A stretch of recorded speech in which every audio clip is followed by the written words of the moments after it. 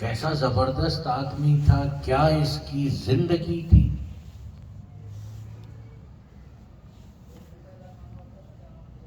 مجھے وہ لوگ ملے کہ جو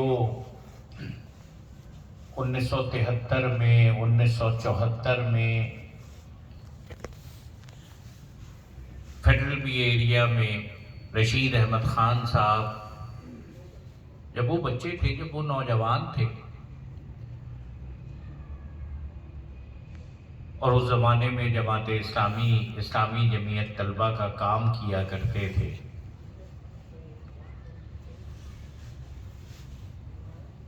کوئی اسکول کے بچوں کو جمع کرنے کے لیے اور انہیں دین کی جانب راغب کرنے کے لیے اچھے ساتھی بنانے میں کردار ادا کیا تھا۔ میں بھی اس درس قرآن کی طرف آ رہا تھا، عامر سلمان میرے ساتھ آئے۔ عامر سلمان مجھے بتانے لگے کہ 1985 میں جب غیر جماعتی انتخاب ہو رہا تھا تو گلشن اقبال کے جماعت اسلامی کے کارکنوں کا اجتماع رشید بھائی کے گھر پہ ہوا تھا۔ 1985، آپ کہہ سکتے ہیں کہ آج سے 40 سال پہلے،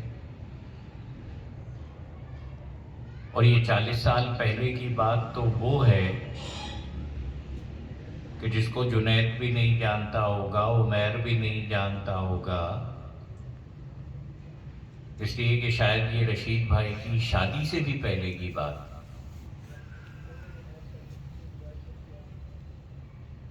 ایک وفادار آدمی، ایک کمٹمنٹ والا آدمی، جس نے اللہ اور اس کے رسول صلی اللہ علیہ وآلہ وسلم سے کوئی وعدہ کیا تو وعدے کو پورا کیا۔ فَمِنْهُمْ مَنْ قَضَى نَحْبَهُ وَمِنْهُمْ مَنْ يَنْتَظِرُ۔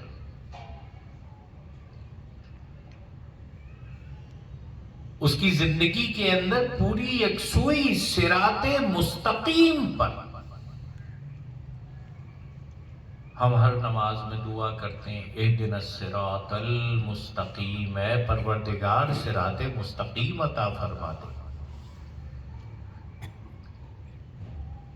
لیکن وہ جن کو صراط مستقیم ملی، اگر آج کے دور میں ان کرداروں کا تذکرہ کیا جائے تو رشید احمد خان صراط مستقیم والا آدمی، میں گواہی دیتا ہوں، اور مجھے یقین ہے آپ سب بھی گواہی دیں۔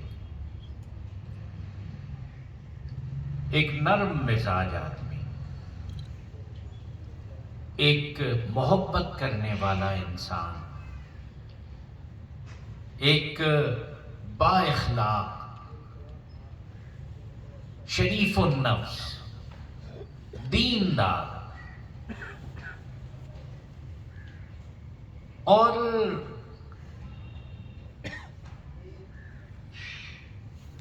وہ جس نے اپنی ساری جد و جہد اس لیے کی کہ اللہ تعالیٰ کو راضی کیا جائے۔ اس نے اگر خاندان بنایا، اس نے اگر فیملی بنائی، تو رشتہ بھی تحریکی رشتہ ہے۔ اور اس کے بعد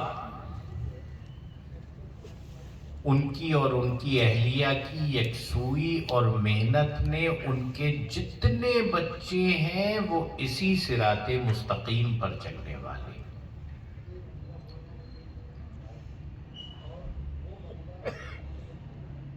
ایسی زندگی کے اوپر آفرین کی جائے، ایسی زندگی پر تحسین کی جائے، ایسی زندگی پر عش کیا جائے، ایسی زندگی پر رشک کیا جائے کہ وہ آدمی جس نے کلمہ طیبہ لا الہ الا اللہ محمد الرسول اللہ کے ساتھ اپنی پوری وفاداری کا اظہار کر دیا، اور یہ ٹھیک ہے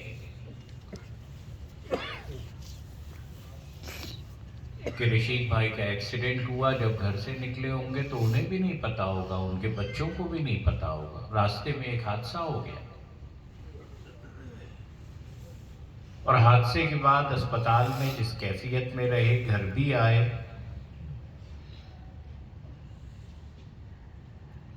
تو وہ تو عملاً کسی کمیونیکیشن کے قابل تو اس وقت نہیں تھے۔ لیکن میرے بھائیوں، میں نے سورہ نازعات کی چند آیات مبارکہ آپ کے سامنے تلاوت کی ہیں۔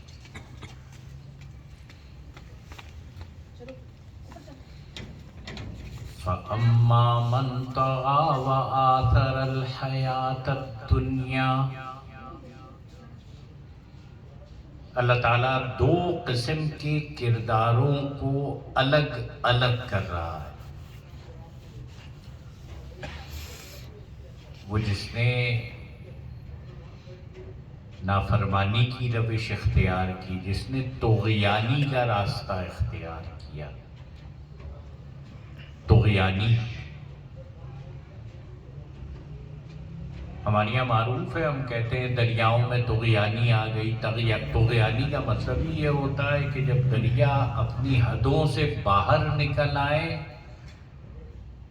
تو ہم کہتے ہیں کہ دریا میں طغیانی آ گئی۔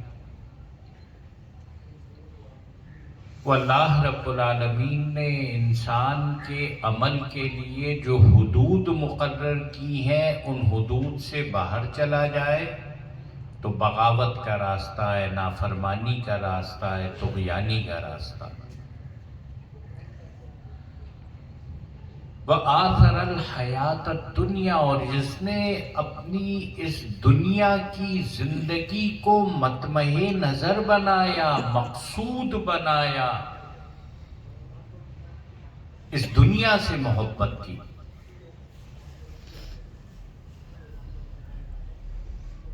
دو چھوٹے چھوٹے جملوں کے اندر ایک پورے کردار کو پیش کر دیا گیا۔ اب بتایا جا رہا ہے اس کا مستقبل کیا ہوگا۔ فَإِنَّ الْجَحِيمَ هِيَ الْمَأْوَىٰ، دیکھو اس کا ٹھکانہ جہنم بننے والی۔ آج ذرا سائنس ترقی کر گئی ہے، سوشل سائنسز بھی ترقی کر گئے ہیں، اور ہمارے بہت سارے ادارے ہوتے ہیں، ان اداروں کے اہداف طے کیے جاتے ہیں، ان کو کبھی بیان کیا جاتا ہے۔ تو یہاں بہت سارے قابل لوگ بیٹھے ہوئے ہیں، الحمدللہ رشید بھائی کے بچے بھی، ان کی فیملی بھی، یہ قابل لوگ ہیں۔ تو کے پی آئیز بیان کیے جاتے ہیں، کی پرفارمنس انڈیکیٹرز۔ قرآن مجید میں اللہ رب العالمین جہنم کی طرف جانے والوں کے کی پرفارمنس انڈیکیٹرز بیان کر رہا ہے۔ طغیانی کی روش اختیار کرنے والے اور دنیا کی محبت کو مطمع نظر بنانے والے، دنیا کو مقصود بنانے والے۔ اب دوسرے قسم کے لوگ، ان کے پی آئیز قرآن مجید میں بیان کیے جا رہے ہیں۔ فَأَمَّا مَنْ خَافَ مَقَامَ رَبِّهِ وَنَهَى النَّفْسَ عَنِ الْهَوَىٰ،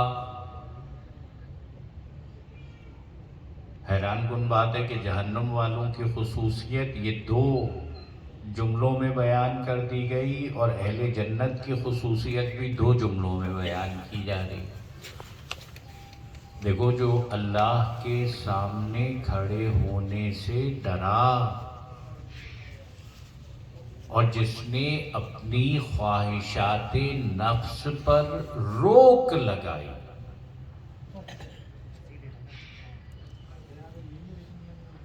جو اللہ کے سامنے کھڑے ہونے سے ڈرا، یہ ہم سب کا عقیدہ ہے، یہ ہم سب کا ایمان ہے کہ یار دنیا کے اندر ہمیشہ نہیں رہنا، واپس چلے جانا ہے۔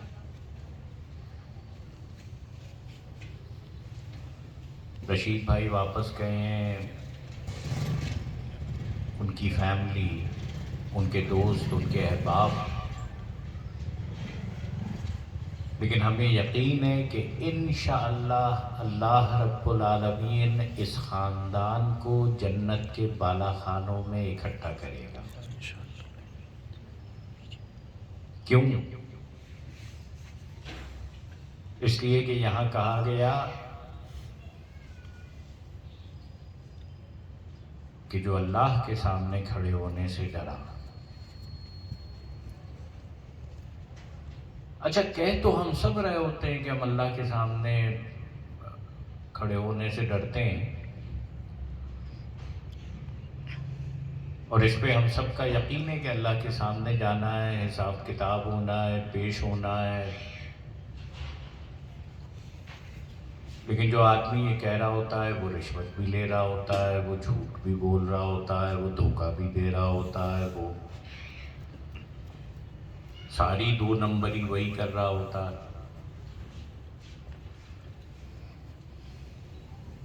کہہ رہا ہوتا ہے کہ یار بس دیکھو اب نہیں۔ ایک وہ آدمی ہوتا ہے کہ جو حقیقتاً اس خوف کو اپنے دل میں پالتا ہے۔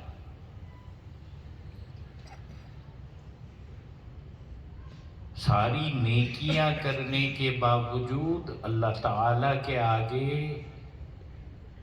استغفار کرتا ہے، توبہ کرتا ہے، عاجزی کا رویہ اختیار کرتا ہے، اسے یاد کرتا ہے۔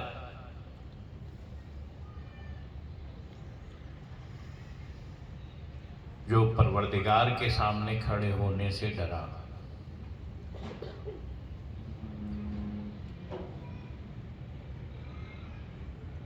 اور یہاں اس کھڑے ہونے کا تذکرہ کیا جا رہا ہے سورہ رحمان میں، اسی تذکرے کے ساتھ ایک اور انعام کا تذکرہ کیا گیا۔